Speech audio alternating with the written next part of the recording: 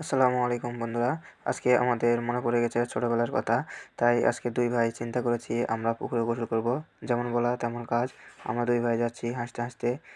হঠাৎ দেখতে পাই আমাদের সামনে একটা ফুলের গাছ। তাই আপনাদেরকে ফুলটা দেখানোর চেষ্টা করতেছি। আপনারা দেখতে পাচ্ছেন খুব সুন্দর ফুল।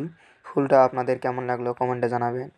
আজকে পানি খুব ঠান্ডা এজন্য আমি আগে নামলাম। আমার ছোট ভাইয়ের খুব শীত করতেছে। যেমন বলা তেমন কাজ। আমি আগেই পানিতে ডুবকি মারলাম। এরপর আমার ছোট ভাইকে ডাক দিলাম। আমার ছোট ভাই যায় পায়ের তলে একটা খোলা পালো তুলে নিয়ে পাকার মেরে দিল। তারপর আমাদের ২ ভাইয়ের শয়তানি শুরু। এইবার আমরা ডুবকি মারলাম। এবার যাচ্ছি আমরা পুকুরের মাঝখানে।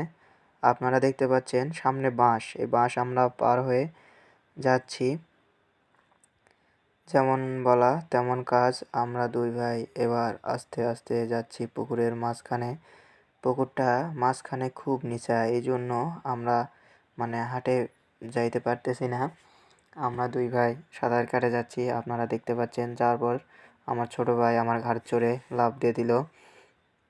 কিন্তু আমার ছোট ভাই আমাকে ঘাড়ে নিতে পারছে না।